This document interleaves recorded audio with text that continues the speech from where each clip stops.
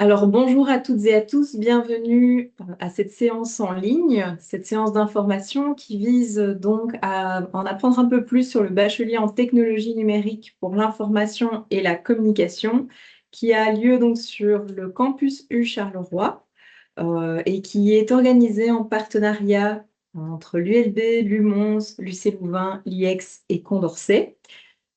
Alors, je suis enchantée de vous rencontrer aujourd'hui. Moi, c'est Tiffany Andry. Je suis chargée de cours à l'ULB, professeure à l'ULB, au sein de la faculté de lettres, traduction et communication. Et je suis responsable de ce fameux bachelier, donc le bachelier en technologie numérique pour l'information et la communication, qu'on appelle plus communément sur le campus Batnik, afin de faire plus court.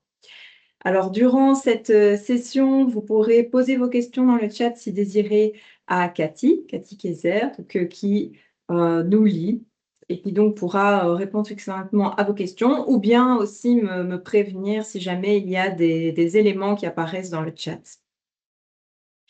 Alors, le bachelier en technologie numérique pour l'infocom, venons-en dans le vif du sujet. Il s'agit d'un bachelier de transition qui se fait donc en 3 ans. Un bachelier de transition, bachelier universitaire, signifie qu'idéalement, cela devrait être suivi d'un master. Un master, ça dure 2 ans et il s'agit donc, si vous vous lancez là-dedans, d'études qui sont plutôt de type long, donc d'études qui durent 5 ans. Alors, c'est un bachelier de transition universitaire à différencier d'un bachelier de haute école qui est directement professionnalisant. Alors, ce n'est pas impossible de ne pas faire de master après le BATNIC, mais c'est tout de même préférable pour que ce diplôme ait la valeur escomptée. Donc, comme je vous le disais, c'est un bachelier qui est organisé par 5 institutions sur le campus du Charleroi, par l'ULB, l'UMONS, l'UC Louvain, l'IEX et Condorcet. Concrètement, pour les étudiants, qu'est-ce que ça veut dire?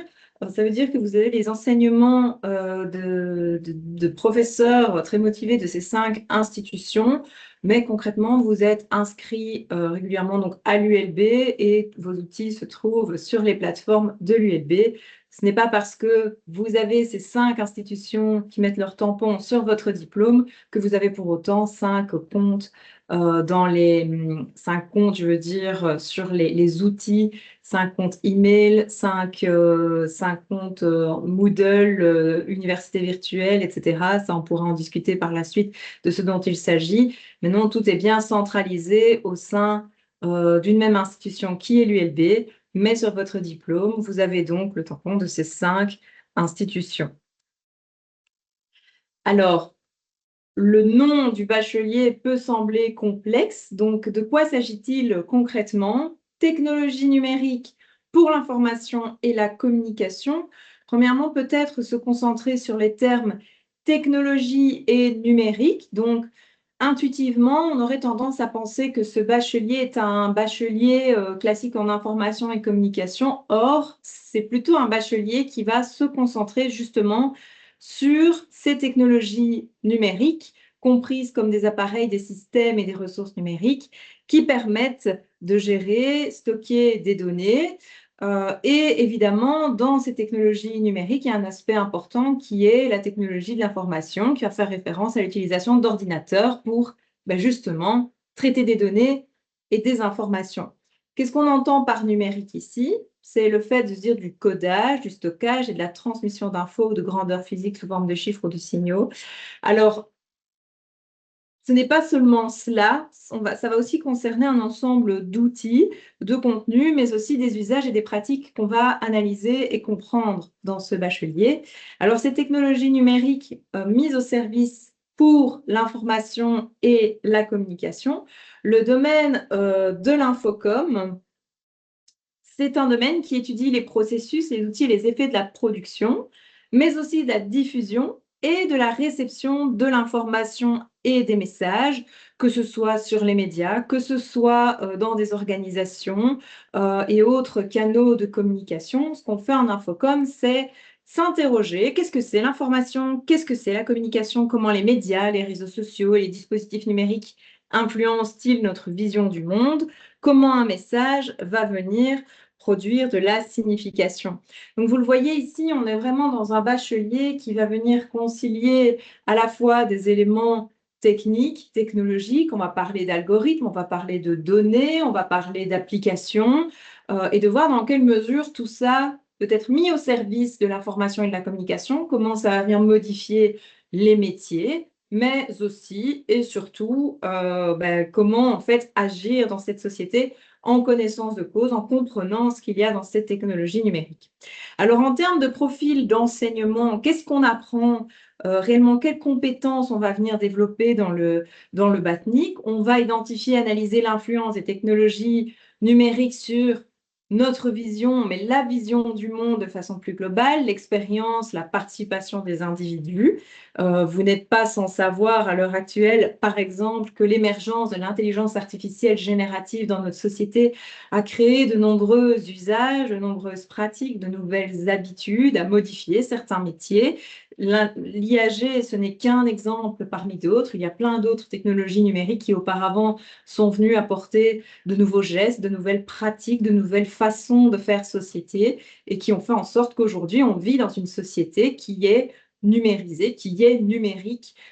Et donc, l'idée ici est de pouvoir comprendre, analyser l'influence de tout cela sur notre société, mobiliser des savoirs interdisciplinaires pour comprendre les transformations numériques, choisir et utiliser les bons outils, mais aussi les bonnes méthodes pour accéder, traiter et communiquer des données et l'information sur les bons canaux, avec de bons messages et aussi en comprenant, en analysant, en étudiant les données de façon adéquate.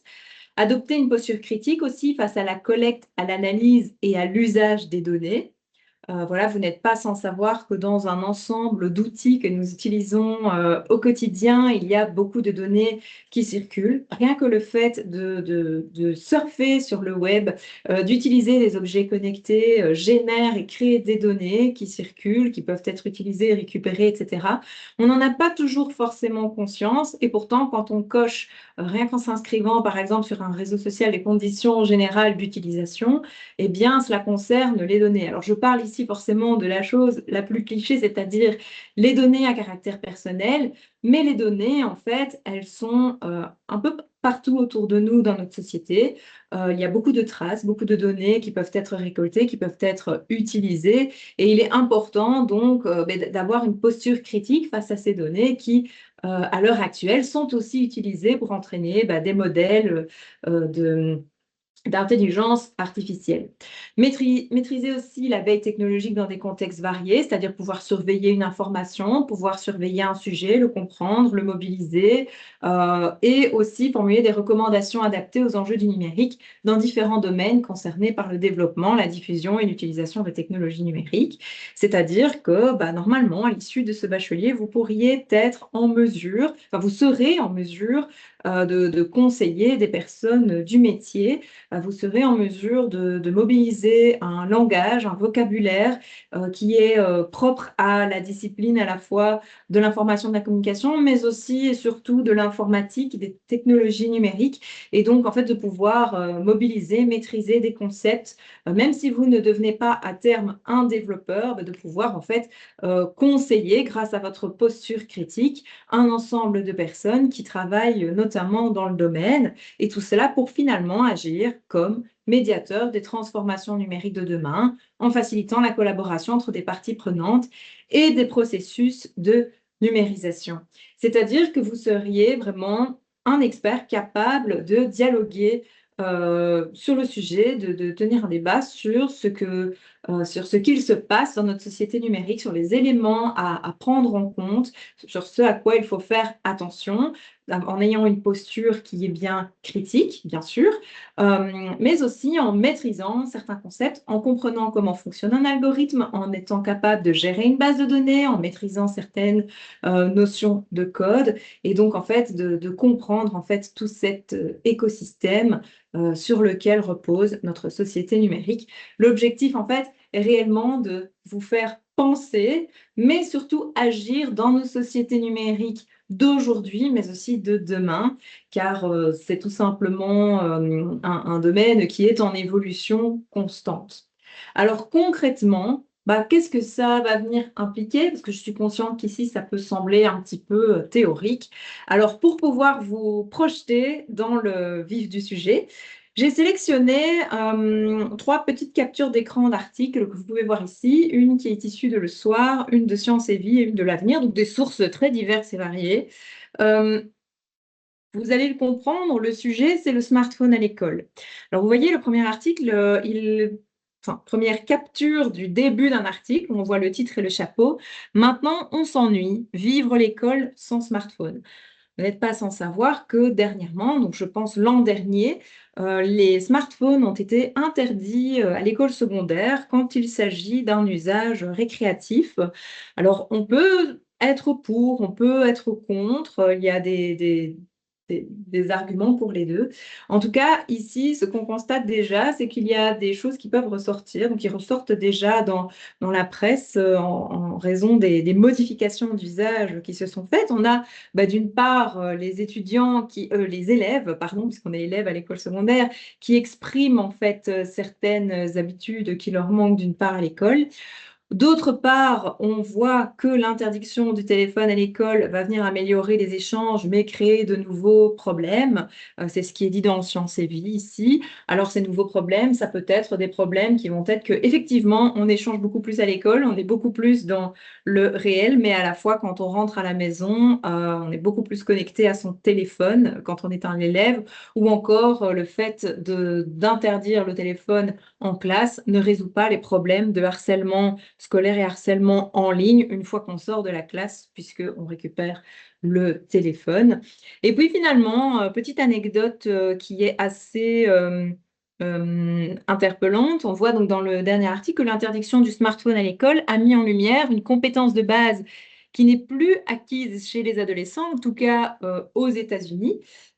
Les enseignants là-bas se sont rendus compte tout simplement que les élèves n'étaient plus capables de lire l'heure sur une horloge avec des aiguilles, tout simplement parce qu'ils voient l'heure toute la journée de façon digitale sur leur écran.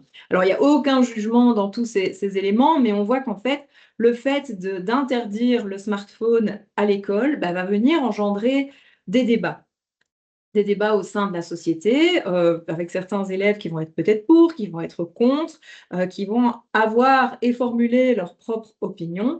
Mais nous, dans notre position où on regarde cette société qui est numérique, nous allons aussi nous interroger et aller un step plus loin. Se demander qu'est-ce qu'un smartphone, qu'est-ce qu'il y a dedans, qu'est-ce qu'il y a dans un smartphone et qu'est-ce qu'implique son utilisation, qu'est-ce qui fait qu'on en vienne à prohiber son utilisation récréative dans les écoles.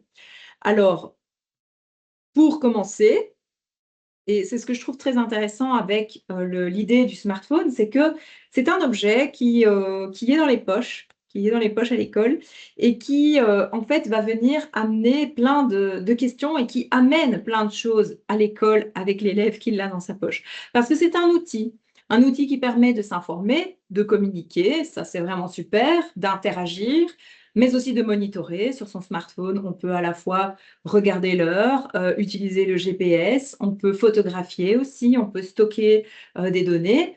Ce smartphone, il va fonctionner grâce à différentes technologies, grâce à différents systèmes d'exploitation, grâce à différentes applications. Il est connecté à Internet et aux réseaux sociaux qui eux-mêmes fonctionnent grâce à des données qui circulent, grâce aux algorithmes, grâce à des logiques économiques, sociales, politiques. Et c'est aussi un outil qui va générer différents usages. Des usages qui peuvent être très bénéfiques, d'autres que l'on peut également critiquer.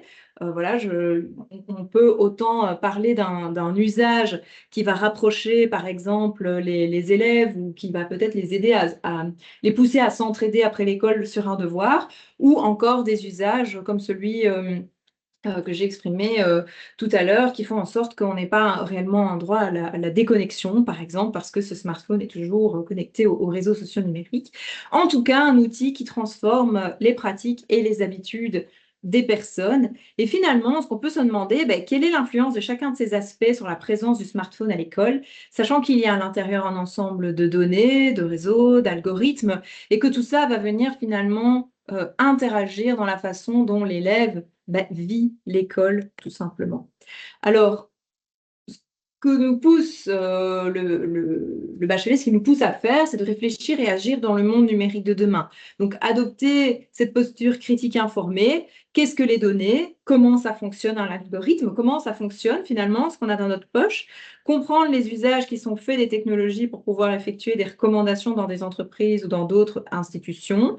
Par exemple, est-ce qu'un outil va tout révolutionner? Et ici, dans le cas à l'école, c'est finalement, qu'est-ce que ça va venir faire d'enlever cet outil qui semble récréatif d'une part, et je le rappelle, les élèves peuvent utiliser leur smartphone quand il s'agit d'un usage éducatif.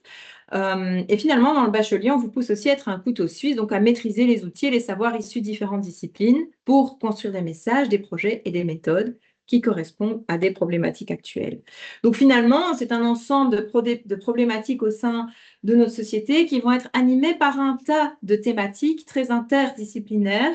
Vous pouvez voir ici notamment, on a quelques exemples. L'objectif est vraiment de se dire que le bachelier, ici, qui nous occupe, je vous ai donné un exemple, le smartphone, qui nous pousse à réfléchir sur finalement qu'est-ce qu'il y a dedans, qu'est-ce que c'est. Il y a plein d'autres exemples d'outils et d'applications qu'on utilise au quotidien sans réfléchir forcément à tous ces éléments-là. Le bachelier, il est vraiment au croisement des technologies numériques, de l'informatique, mais aussi de l'information et de la communication. Et il va venir faire en sorte de vous proposer un programme qui permet de réfléchir à tous ces éléments, de maîtriser autant des notions de code que d'algorithmique, de savoir ce qu'il y a dans ces dispositifs, mais de savoir aussi quelles influences ils ont en termes d'usage, de pratique, etc. Alors, en termes de programme, qu'est-ce que ça donne comme type de cours? C'est vraiment des cours qui vont vous être proposés au croisement des disciplines. Vous avez ici la grille de cours de la première année, notamment un cours de culture numérique, dans lequel on va avoir des éléments de culture générale sur le numérique, où on repart d'ailleurs de l'écriture en tant que technologie cognitive. On voit également les premiers ordinateurs, premiers logiciels, le premier algorithme, etc. Un cours de psychologie de la communication, un cours d'expression en langue française. Et alors, je vais passer directement à l'ensemble des cours qui sont plutôt dans le domaine des sciences humaines et de l'information et de la communication, à avoir des cours de fondement du droit, théorie de la communication, critique historique, communication visuelle et graphique, en cours d'anglais également, parce que pouvoir maîtriser les langues dans ces disciplines, c'est vraiment fondamental. Donc, vous avez ici un ensemble de cours qui vous permet déjà de maîtriser certaines bases en sciences de l'information, de la communication, mais aussi en sciences humaines, ce qui permet d'avoir un peu une vision à 360 degrés de notre société, de comment on y interagit, de comment on y communique. Et puis, vous avez aussi un ensemble de cours plus techniques et qui vont davantage concerner les technologies. Je pense notamment aux cours en première année d'initiation aux algorithmes, où on apprend ce qu'est un algorithme, comment il est écrit, comment il fonctionne, mais également un cours de conception d'un site web interactif où vous concevez vous-même votre propre site web à 100%, sans outils extérieurs, juste à partir de code. Un cours d'informatique de base également. Et puis, vous avez également le projet 1. Donc, dans le bachelier, il y a une dimension projet qui va venir traverser en fait tout le bachelier. Savoir que le projet 1 est un projet que vous menez avec des enseignants. Vous développez votre propre portfolio, à la fois de contacts, mais aussi de faits qui vous intéressent sur le numérique. C'est la première partie de cette trame projet dans le bachelier. En deuxième année, on va un cran plus loin. Vous voyez que vous avez eu un cours de fondement du droit en première qui va vous mener au cours de droit du numérique en deuxième année. De nouveau, un atelier d'expression en langue française. Je n'ai pas parlé du cours de veille stratégique en première année, mais vous avez donc un cours de veille en première et un atelier de veille en deuxième pour pouvoir surveiller l'information, mais aussi surveiller l'actualité, les tendances ou encore pouvoir réaliser une veille technologique sur un sujet en particulier. Donc ça aussi, c'est adaptatif en fonction des envies des étudiants, puisqu'il s'agit de nouveau de projets que les étudiants mènent eux-mêmes.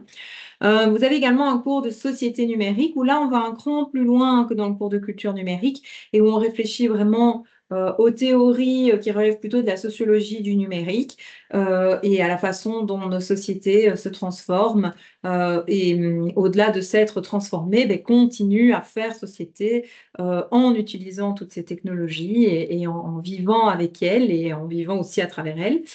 Euh, Également un cours de gestion de projet qui a lieu en anglais, le cours de Project Management, ou encore d'autres cours qui vont de nouveau valser avec une teinte plus technique. Vous voyez qu'il y a un cours de traitement avancé des données.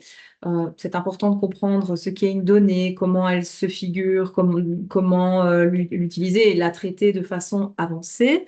Un cours également dans lequel vous allez traiter des données qui s'appellent, pardon, analyser les mondes numériques. Et puis, il nous reste toujours une petite touche créative avec le cours de design et création sonore et vidéo.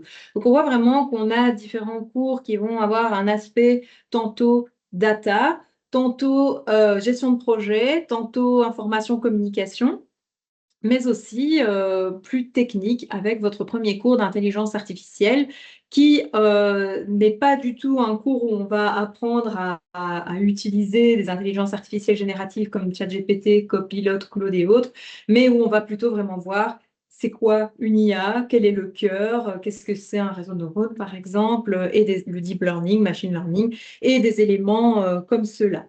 Alors ensuite, vous avez également le projet 2 qui est une réalisation en groupe où les étudiants proposent un petit reportage vidéo en lien avec l'autre cours, design et création sonore et vidéo, au cours de cette année-là, donc avec une touche un petit peu plus créative. Finalement, on passe au troisième bloc, donc lors de la troisième année. Là, c'est vraiment l'année où vous allez concrétiser ce que vous avez pu développer comme compétences grâce au projet 3, dont je reparlerai après. Vous le voyez en termes de crédits, ECTS, donc ça pèse lourd dans la balance puisqu'il s'agit de 20 crédits. Donc les ECTS, en fait, ce sont des crédits qui permettent de pondérer l'investissement étudiant et le volume horaire des cours, hein, tout simplement. Et donc, vous voyez que le projet 3 prend une grande place. Alors, peut-être commencer par parler des cours dans cette troisième année. On va un cran plus loin avec le cours d'intelligence artificielle 2. Il y a un cours de philosophie et numérique parce qu'on n'oublie pas de penser de façon critique, de réfléchir à nos sociétés. Vous l'aurez compris, je n'arrête pas de le répéter. Ça, c'est vraiment une teinte très forte dans le bachelier. Il y a d'ailleurs un cours qui s'appelle Pensée critique qui est spécifiquement appliqué au numérique. Un séminaire en entrepreneuriat numérique, donc au-delà de gérer et d'apprendre à maîtriser toutes ces notions, l'idée est aussi de voir dans quelle mesure on peut entreprendre. Un cours de UX UI Design, qui est un cours où on apprend ce qu'est une interface, où l'expérience utilisateur est agréable, comment dessiner une interface qui est fluide et où l'utilisabilité et produit une expérience qui est satisfaisante. Un cours de développement web, cloud et mobile. Donc, développer pour le web, c'est bien, mais quand c'est responsive et quand c'est pour le mobile, bah, c'est d'autant mieux. Les étudiants de troisième année ont aussi l'opportunité de coacher les premières et les deuxièmes dans le cadre de tutorat. Donc, c'est eux qui vont venir aider les années précédentes. Et puis, un cours de recherche scientifique est un cours fondamental à l'université et qui est un prérequis qui est quand même important avant de passer en master, puisqu'en master, on doit réaliser un mémoire qui consiste en une recherche scientifique. Eh bien, on a déjà un premier cours comme celui-là en Bac 3. Alors, on a également un cours de Digital Marketing Management qui se produit aussi en anglais, toujours dans une optique entrepreneuriale ici. Et finalement, j'en viens au projet 3. Alors, le projet 3, qu'est-ce que c'est dans le bachelier? Tout simplement, il s'agit d'un stage durant lequel les étudiants ont la possibilité de mener une mission pour l'entreprise d'accueil, pour l'institution. Ce stage, il dure entre 40 et 60 jours, donc tout l'horaire est pensé pour pouvoir rendre ce stage possible, ce qui signifie qu'en fin de bachelier de transition, l'étudiant a déjà une première expérience professionnelle, une première expérience de terrain et qu'il a déjà pu éprouver ses compétences, ce qui n'est pas fréquent dans un bachelier de transition, dans un bachelier enjeux universitaires. Et donc, on a vraiment ici une dimension applicative forte au bachelier, une dimension créative, une dimension technique et finalement une dimension professionnelle qui vient s'ajouter en fin de bloc 3, où l'étudiant en fait mène une mission dans une institution, dans une entreprise, et puis finalement rend des livrables et rend un rapport de stage, fait une petite présentation et donc termine son bloc de ces 3 premières années d'études de cette façon-là. Alors, je me permets aussi de faire un petit focus sur certains cours. Ici, par exemple, le cours de culture numérique dans le cadre duquel les étudiants se rendent dans différents lieux dédiés à cette culture numérique. On va dans des musées, notamment, je pense au Computer Museum à Namur, au Mondaneum à Mons. Et durant l'année qui arrive, nous allons visiter ensemble un data center. L'idée est vraiment que les étudiants puissent voir dans quelle mesure tous tous ces éléments-là participent à notre histoire, participent à notre culture et surtout qu'ils puissent voir le numérique d'un œil curieux, mais que cette curiosité les rende aussi tout à fait critiques, puisque dans le cours, on parcourt l'histoire sociotechnique du numérique et on explore ses enjeux socioculturels et médiatiques. Donc ici, une petite photo de groupe avec les visages floutés, mais voilà, avec les étudiants de la première année. On a également un cours de conception visuelle et graphique où vous avez ici quelques exemples de production. C'est un exemple de production des étudiants où les étudiants développent des savoir-faire dans la conception et la réalisation de projets graphiques ciblés. Et enfin, ici, le cours de conception d'un site web interactif. Les étudiants conçoivent le site web de toutes pièces. Vous en avez ici un exemple sur votre droite. Un service interactif simple, accessible via une interface web. Et l'intérêt aussi est que ce site web soit interactif, donc qu'il ne soit pas statique, mais qu'on puisse cliquer à certains endroits, le rendre dynamique, etc.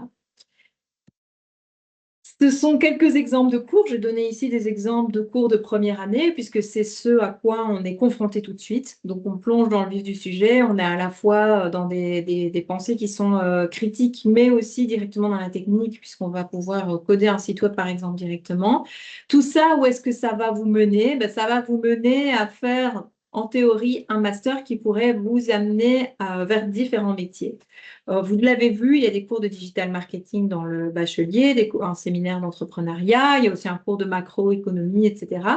Et également des dimensions créatives qui, par la suite, pourraient peut-être, via un master en information et communication, vous mener à devenir digital marketing manager, donc responsable de stratégie digitale, créer des campagnes en ligne, par exemple, pour des marques ou pour des organisations à but non lucratif ou des éléments comme ceux-là.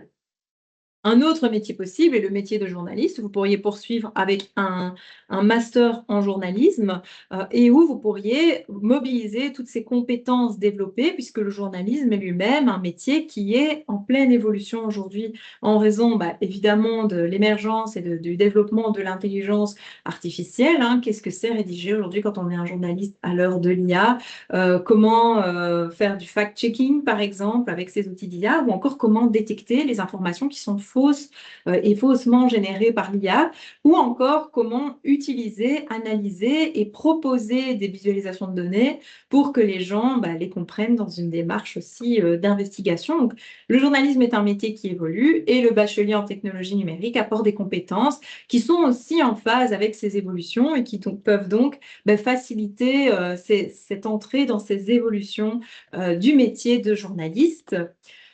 Un autre exemple aussi, c'est le fait de pouvoir devenir UX UI designer. Donc, je ne sais pas vous, mais moi, quand je vais sur un site web que je souhaite, par exemple, si le site est commercial, acheter quelque chose et que je ne trouve pas le bouton panier ou le bouton payer, c'est quelque chose qui m'irrite énormément et surtout qui va venir limiter en fait mon expérience sur le dispositif et faire en sorte qu'elle ne soit pas agréable. Bon, ici, l'exemple est super bateau, mais en fait, la conception d'interface intelligente, c'est ça aussi. Et pouvoir concevoir des applications qui vont répondre aux besoins de personnes, que ce soit dans certains contextes qui peuvent être entrepreneuriaux, mais qui peuvent être aussi éducatifs, par exemple. C'est aussi quelque chose d'important et c'est aussi quelque chose dont on a de plus en plus besoin dans nos sociétés. Je pense notamment à certains organismes qui développent par exemple des serious games et des éléments comme cela pour sensibiliser que ce soit la jeunesse ou différents publics à des thématiques, à des questions qui leur tiennent à cœur. Et donc le UX UI designer, c'est ça qu'il va venir faire, c'est venir concevoir des interfaces, mais aussi déployer des systèmes d'information, que ce soit des systèmes documentaires, d'archivage, des bases de données, etc., pour développer les applications de demain. Vous avez ici sur votre droite un témoignage d'un ancien étudiant qui a justement fait le master en STIC. Donc, le master en STIC, c'est Sciences Technologies pour l'information et la communication, qui peut également être réalisé à la suite du BATNIC. Alors, en fait, il y a plein de masters que vous pouvez faire à l'issue du bachelier en technologie pour l'information et la communication, des masters qui sont principalement en communication et dans diverses institutions, évidemment, que ce soit dans l'une des cinq enfin plutôt des trois institutions universitaires qui ici font partie du bachelier ou même ailleurs. Donc ça va vous donner un accès direct aux masters qui sont issus des sciences de l'information et de la communication et peut-être moyennant certains ajustements à d'autres disciplines. Donc ça, c'est une chose que vous pouvez voir dans votre parcours étudiant. Alors, je pense avoir balayé pas mal de choses concernant le bachelier.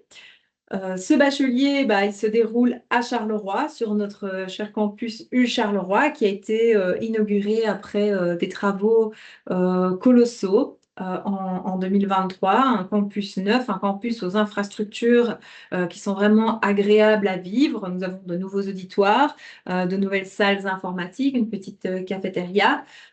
Et également la possibilité de se rendre à la bibliothèque Alfred Langlois, qui est une bibliothèque provinciale et dans laquelle de nouvelles collections en lien avec nos enseignements arrivent très bientôt.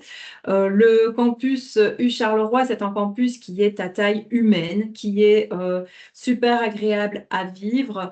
Les cours se donnent dans des cohortes à taille réduite. Donc, vous n'êtes pas un numéro quand vous venez sur ce campus. Généralement, les enseignants connaissent bien leurs étudiants, les assistants connaissent bien leurs étudiants aussi, et dans un microcosme dans lequel il est assez agréable de se croiser dans cette ancienne université du travail qui est un bâtiment historique assez unique à Charleroi et très joliment rénové grâce à des fonds notamment européens et à des investissements des institutions partenaires qui sont là.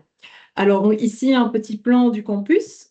Vous pourrez évidemment avoir l'occasion de venir le visiter. Donc ici, la majorité des cours se donnent au sein du bâtiment Zénogramme ou encore aux maçonneries que vous pouvez voir juste en face. Et donc ici, finalement, ce n'est qu'une partie du campus puisqu'il se déploie encore notamment vers le rond-point du Marsupilami. Alors, pour tout contact, information, vous pouvez évidemment consulter le site web du campus U Charleroi. Le programme du BATNIC est sur le site web de l'ULB et également des institutions partenaires. Vous pouvez y avoir accès via le lien qui est juste là. Vous pouvez contacter notre secrétariat via l'adresse email qui s'affiche ou passer un petit coup de téléphone. Alors, les inscriptions sont ouvertes et ce jusqu'au 30 septembre. Les inscriptions se déroulent en ligne sur le site web de l'ULB. Donc, vous voyez ici une petite capture d'écran où sur l'ULB, vous pouvez cliquer sur s'inscrire et puis déposer votre candidature.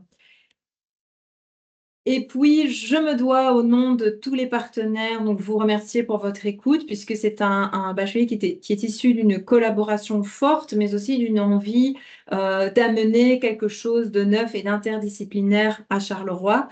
Donc, je remercie l'UMONS, Lucie Louvain, l'IEX, Condorcet et évidemment l'ULB qui est référente sur ce projet. Et quelques petites informations à vous donner tout de même. Alors, quand vous venez sur le campus Charleroi, enfin, quand vous viendrez, si vous souhaitez vous inscrire, vous aurez la possibilité, avant que l'année académique commence, de participer à des cours préparatoires qui sont proposés par l'UMONS. Ces cours préparatoires ont lieu du 24 août au 4 septembre. Donc, c'est durant 2 semaines, vous pouvez participer à une semaine. Et si finalement vous vous inscrivez bel et bien au programme, eh bien, le coût de cette semaine, qui est de 65 euros, vous est remboursé lors de votre inscription. Et puis finalement, dernière date et pas des moindres, il s'agit des Welcome Days qui ont lieu les 10 et 11 septembre sur le campus U Charleroi.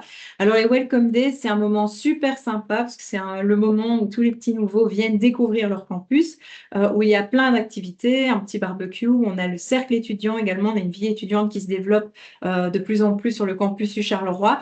Donc, vous pouvez venir découvrir tout ça, peut-être rencontrer vos premiers futurs amis qui, je l'espère, resteront vos amis pour longtemps dans le cadre de vos études.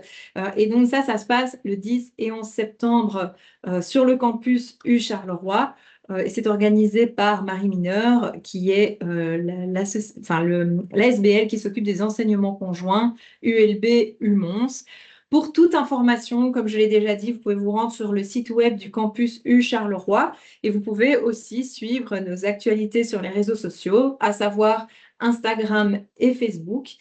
Et voilà, s'il n'y a pas de questions, moi je vous remercie pour votre écoute et je vous attends sur le campus U Charleroi.